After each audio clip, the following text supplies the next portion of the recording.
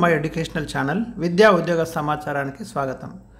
Competitive ఎగ్జామ్స్కి ఉపయోగపడే చాలా ముఖ్యమైన ఆర్టికల్ని మీతో షేర్ చేస్తున్నాను. నిపుణలో వచ్చినటువంటి ఒక ముఖ్యమైన ఆర్టికల్ ఇక్కడ మీతో డిస్కస్ చేస్తున్నాను. ఇలాంటి ఇంపార్టెంట్ ఇన్ఫర్మేషన్ కోసం ఛానల్ని సబ్స్క్రైబ్ చేసుకోండి. రాబోయే గ్రూప్ 1, గ్రూప్ 2, గ్రూప్ 3లో చాలా క్వశ్చన్స్ అయితే ఇక్కడ నుంచి మనం ఎక్స్పెక్ట్ చేయొచ్చు. తెలంగాణ ప్రభుత్వం కొత్తగా కాంగ్రెస్ ప్రభుత్వం 2023 డిసెంబర్ 7న మనకి కొత్త ముఖ్యమంత్రిగా సీఎం రేవంత్ రెడ్డి ప్రమాణ స్వీకారం చేయడం జరిగింది సీఎంగా. సో తర్వాత మనకి తెలంగాణ రాష్ట్రంలో ఇంప్లిమెంట్ చేస్తున్నటువంటి స్కీమ్స్ ఏవైతే ఉన్నాయో వాటి గురించి అయితే ఈ ఆర్టికల్లో వివరించడం జరిగింది. అవి ఒక్కసారి మీకు దాంట్లో ఏం చదవాలి, ఎలా చదవాలి అనేది మనం ఇక్కడ చూద్దాం. మీకు ఫస్ట్ తెలంగాణ రాష్ట్రంలో ముఖ్యమంత్రిగా రేవంత్ రెడ్డి ప్రమాణ స్వీకారం చేసినటువంటి తేదీ ఇంపార్టెంట్. ఇక్కడ ఇది ఇంపార్టెంట్. ఈ డేటు ప్రశ్నగా రావడానికి అవకాశాలు ఉన్నాయి. 2023 డిసెంబర్ 7. ఆ రోజు 2 ఫైల్స్ మీద సంతకం చేయడం జరిగింది ముఖ్యమంత్రి. ఒకటి 6 గ్యారంటీల ముసాయిదా, 6 గ్యారంటీస్ ఏవైతే ఉన్నాయో వాటి మీద సంతకం చేయడం జరిగింది. దివ్యాంగురాలైన రజనికి ఉద్యోగం, ఇవి 2 గుర్తుంచుకోండి. తర్వాత ఈ 6 గ్యారెంటీస్ మీద కంపల్సరీ మనం క్వశ్చన్ ఎక్స్పెక్ట్ చేయొచ్చు. ఎందుకంటే కాంగ్రెస్ ప్రభుత్వం ఏదైతే మేనిఫెస్టోలో హామీ ఇచ్చినటువంటి ముఖ్యమైనటువంటి ఈ 6 గ్యారంటీలు కొన్ని ఇంప్లిమెంట్ అవుతున్నాయి, కొన్ని ఇంప్లిమెంట్ చేసే దశలో ఉన్నాయి. సో అవి ఒకసారి మనం ఇక్కడ చూస్తే మీరు చూడండి, 6 గ్యారంటీలు ఏవైతే ఉన్నాయో, 1 గృహజ్యోతి, 2 రైతు భరోసా, 3 చేయూత, 4 ఇందిరమ్మ ఇండ్లు, 5 మహాలక్ష్మి, 6 యువ వికాసం. ఇక్కడ నుంచి కూడా మనం ప్రశ్న ఎక్స్పెక్ట్ చేయొచ్చు. ఈ క్రింది వారిలో తెలంగాణ ప్రభుత్వం అంటే 6 గ్యారంటీలలో లేనిదేది, ఉన్నదేది, ఈ టైప్ ఆఫ్ క్వశ్చన్స్ అయితే మనము ఇక్కడ ఎక్స్పెక్ట్ చేయడానికి అవకాశాలు ఉన్నాయి. ఇవి గుర్తుంచుకోండి. ఇక ఒక్కొక్క స్కీమ్ గురించి మనం గమనిస్తే మొట్టమొదటి ఇంప్లిమెంటేషన్ అంటే ఇప్పుడు అమలవుతున్నటువంటి పథకాల గురించి ఇక్కడ ఇవ్వడం జరిగింది. చూడండి, మహాలక్ష్మి స్కీమ్ ఏదైతే ఉందో ఈ పథకాన్ని ఏదైనా కానివ్వండి, ఒక పథకం ఎప్పుడు ప్రారంభించారు, ఎక్కడ ప్రారంభించారో, దాని యొక్క ఆబ్జెక్టివ్స్ ఏమి అనే కోణంలో మీరు ప్రిపేర్ కండి. మహాలక్ష్మి స్కీమ్ ఏదైతే ఉందో ఇది 2023 డిసెంబర్ 9న అంటే ప్రభుత్వం అధికారం అంటే 2023 డిసెంబర్ 7న ముఖ్యమంత్రిగా ప్రమాణ స్వీకారం చేసిన తర్వాత 2 రోజులకు డిసెంబర్ 9నే ఈ మహాలక్ష్మి స్కీమ్ని 6 గ్యారెంటీలలో ఒకటైన ఈ స్కీమ్ని అయితే ఇంప్లిమెంట్ చేయడం జరిగింది. దీనిలో మనకి 3 ఉప పథకాలు ఉన్నాయి. ఇక్కడ ఇది చాలా ఇంపార్టెంట్. ఈ మహాలక్ష్మి స్కీమ్లో 3 ఉప పథకాలలో ఒకటేంటంటే ఆర్టీసీ బస్సులో మహిళలకు ఉచిత ప్రయాణం ఒకటి ఉంది. 500కే గ్యాస్ సిలిండర్, ఈ 2 కూడా ఇప్పుడు ఇంప్లిమెంట్ అవుతున్నాయి. అదేవిధంగా మహిళలకు ప్రతి నెల 2500 రూపాయలు ఇవ్వడం, ఇది ఇంకా ఇంప్లిమెంట్ కాలేదు. ఇక్కడ 2 ఇంప్లిమెంట్ అవుతున్నాయి. చూడండి, తొలి ఉచిత టికెట్ పొందినది బాక్సర్ నిఖత్ జరీన్ అనే ఒక పాయింట్ ఉంది. ఇది కూడా గుర్తుంచుకోండి. ఇక మహాలక్ష్మి స్కీమ్కి సంబంధించి లేదా ఆర్టీసీ బస్సులో మహిళలకు ఉచిత ప్రయాణం ఏదైతే ఉందో దానికి సంబంధించిన కొన్ని గైడ్లైన్స్ ఇక్కడ ఉన్నాయి. తెలంగాణ రాష్ట్రంలో ఉంటున్న అన్ని వయస్సుల బాలికలు, మహిళలు, లింగ మార్పిడి వ్యక్తులు ఈ స్కీమ్కి అర్హులు. ఇక్కడ ఏమైనా ప్రశ్న రావచ్చు.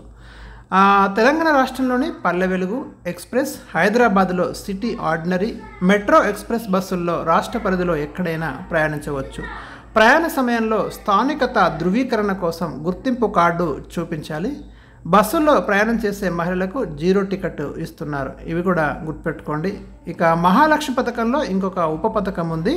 500కే గ్యాస్ సిలిండర్, ఇది 2024 ఫిబ్రవరి 27న ఈ స్కీమ్ను అయితే సచివాలయంలో సెక్రటేరియట్లో స్టార్ట్ చేయడం జరిగింది. ఇది కూడా ఇంప్లిమెంట్ అవుతుంది. దీని యొక్క ముఖ్య ఉద్దేశం మహిళా సాధికారత, పొగరహిత వంట కోసం.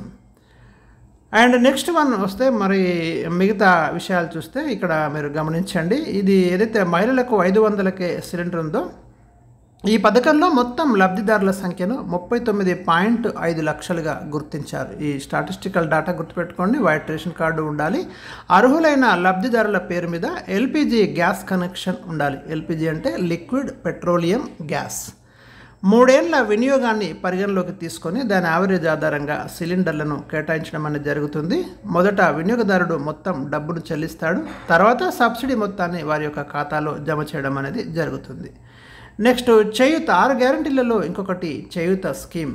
ఇందులో 2 కార్యక్రమాలు ఇంప్లిమెంట్ కావాల్సి ఉంది. ఒకటి అంటే ఆల్రెడీ ఇది స్టార్ట్ అయిపోయింది. 10 లక్షల రాజీవ్ ఆరోగ్యశ్రీ బీమా స్టార్ట్ అయింది.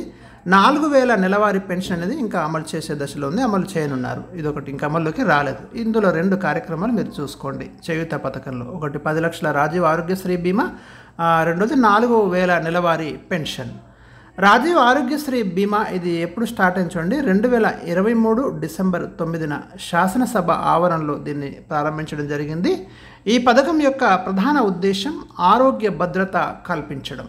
Very important. గతంలో 5 లక్షల వరకు కార్పొరేట్ ఆసుపత్రుల్లో ట్రీట్మెంట్ ఇచ్చేవాళ్ళు, ఇప్పుడు దీన్ని 10 lakhsకి అయితే పెంచడం జరిగింది. ఈ పథకం బీపీఎల్ అంటే బిలో పావర్టీ లైన్, దారిద్ర్య రేఖకు దిగువన ఉన్న 90.10 లక్షల కుటుంబాలకు ఈ స్కీమ్ను అయితే రాజీవ్ ఆరోగ్యశ్రీని మరి ఇంప్లిమెంట్ చేస్తున్నారు. రాజీవ్ ఆరోగ్యశ్రీ బీమా స్కీమ్. ఇక గృహజ్యోతి పథకం ఇంకొకటి 6 గ్యారంటీలలో ఇది 2024 ఫిబ్రవరి 27న సెక్రటేరియట్లో దీన్ని ప్రారంభించడం జరిగింది. ఈ పథకం యొక్క ముఖ్యమైన ఉద్దేశం ఏంటంటే గృహ అవసరాలకు 200 యూనిట్ల లోపు గల వారికి ఫ్రీ కరెంటు ఇవ్వడం. ఇది ఇస్తున్నారు, ఇది ఆల్రెడీ ఇంప్లిమెంట్ అవుతుంది.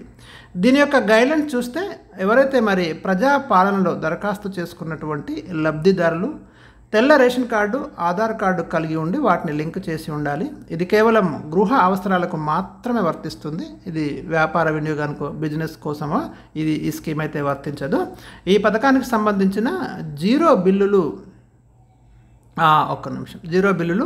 మార్చి 1వ వారం నుంచి జారీ చేశారు. నెక్స్ట్ ఇందిరమ్మ ఇండ్ల పథకం 2024 మార్చి 11న భద్రాచలంలో ఈ స్కీమ్ అయితే స్టార్ట్ అయింది. దీని యొక్క ముఖ్యమైన ఉద్దేశం ఇల్లు లేని వారికి ఇంటి స్థలం మరియు 5 లక్షలు, సొంత ఇంటి స్థలం కలిగి ఉన్న వారికి 5 లక్షలు ఇవ్వడం. ఈ పాయింట్ ఇక్కడ గుర్తుంచుకోండి, చాలా ఇంపార్టెంట్. ఇల్లు లేని వారికి ఇంటి స్థలంతో పాటు 5 lakhs ఇవ్వడం. సొంత ఇంటి స్థలం కనుక ఉంటే వారికి 5 లక్షలు ఇస్తారు. తెలంగాణ ఉద్యమకారులకు 250 గజాల ఇంటి స్థలం ఇస్తారు. ఇది కూడా ఇంపార్టెంట్. ఆహార భద్రతా కార్డు దీన్ని ఆధారంగా చేసుకొని లబ్ధిదారులను గుర్తిస్తారు. లబ్ధిదారుడు దారిద్ర్యకు దిగువన ఉండాలి. ఒక్కో నియోజకవర్గానికి ఇక్కడ 3500 ఇళ్ల నిర్మాణాన్ని లక్ష్యంగా నిర్ణయించారు. ప్రభుత్వం ప్రతి సంవత్సరానికి 4.5 లక్షల ఇండ్ల నిర్మాణం చేపట్టాలని లక్ష్యంగా పెట్టుకుంది. ఇందిరమ్మ ఇల్లు మహిళల పేరటనే మంజూరు చేయడం అనేది జరుగుతుంది. జిల్లా ఇన్ఛార్జి మంత్రిని సంప్రదించి జిల్లా కలెక్టరు ఇండ్లు మంజూరు చేస్తారు.